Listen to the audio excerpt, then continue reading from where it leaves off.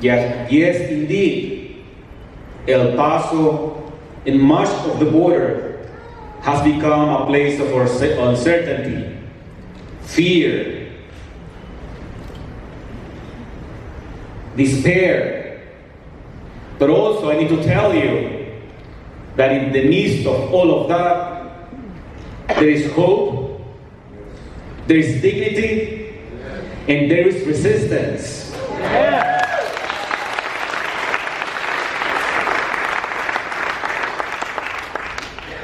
For 21 years, the Border Network for Human Rights have been working in these communities, organizing immigrant communities and border residents. Since then, we have been fighting abuse, mistreatment, violation of the Constitution. There's one thing that is being the major tool for our organizing at the border. One thing. Can you guess what that is? The U.S. Constitution. The immigrants and border residents, they have become the first defenders of the U.S. Constitution. Border is not about them. No. It's about us. Yeah. It's about us. It's about what we are as a country. Here at the border, the character of the nation is being defined. Whatever we're going to be in 50 years is going to be defined here. Yes. Do we want inclusion? Do we want diversity? Yes. Do we want justice? Yes. Democracy? Yes. If we want that, we need to fight it, and fight it now, fight it today, not tomorrow. As she comes, I want you all to take, again, in particular, as we talk on live stream, the media here, how serious this is. We have testifiers, and now somebody in my tradition in Caesar's household who was in there, who was in the midst of it, who can tell you what the real deal is. And because of her conscience, could not do it anymore. Thank you, thank you, thank you, thank you.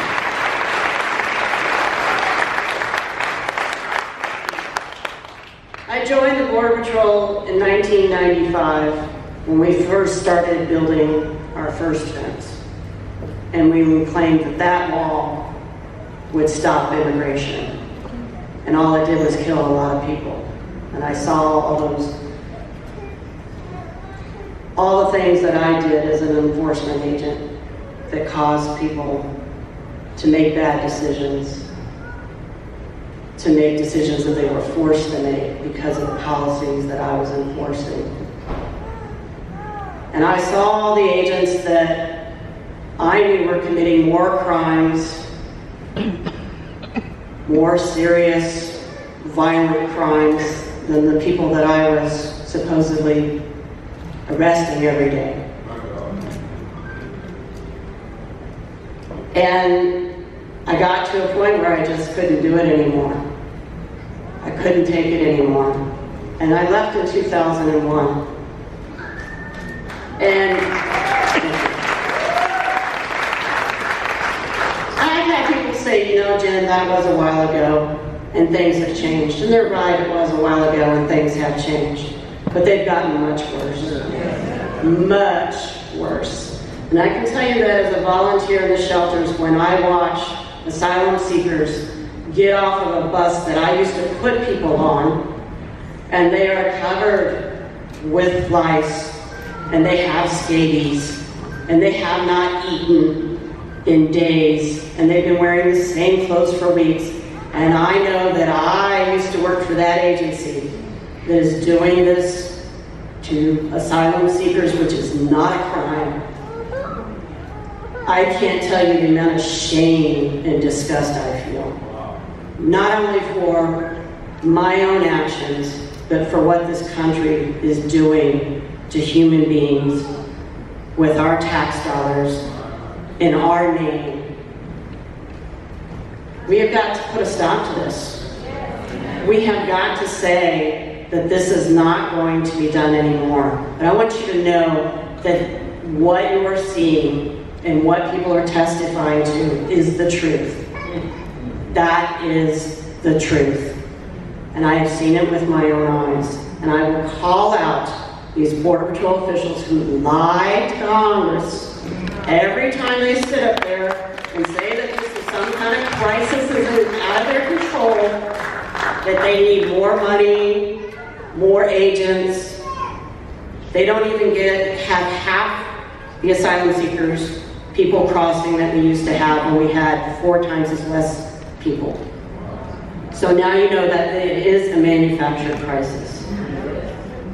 But I want you to know that this is the best thing I've ever done in my life, and I appreciate you having me here, and I appreciate you letting me tell my story.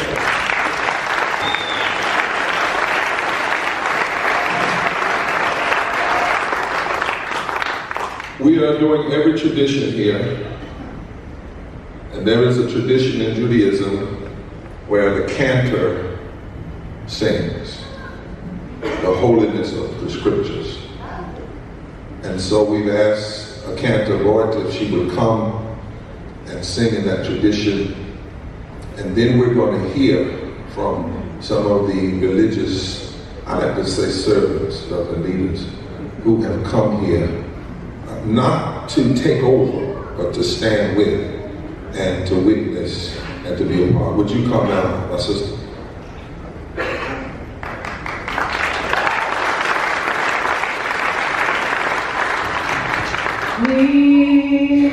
V'machim karatia,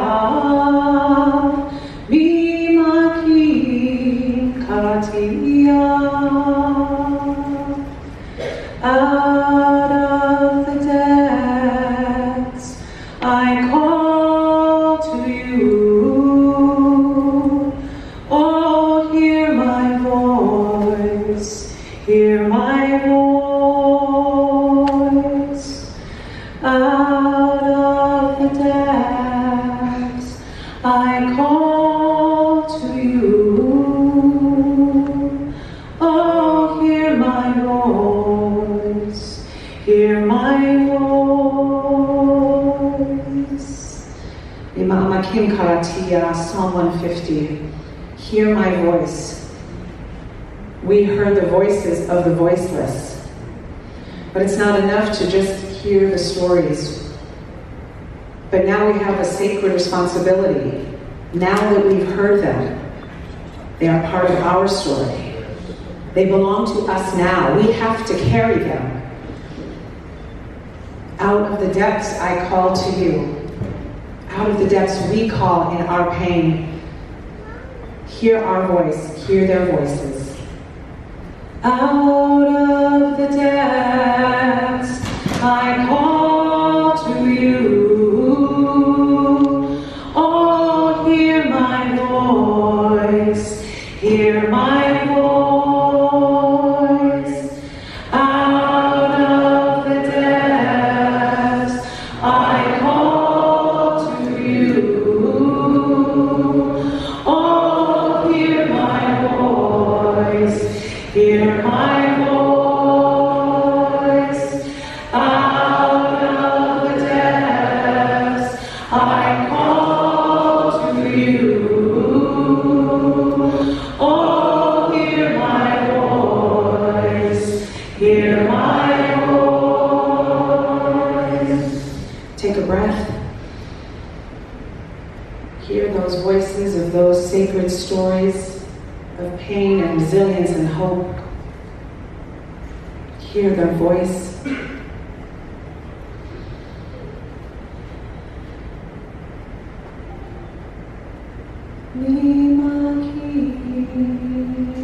Out of the depths I call to you. Oh, hear my voice, hear my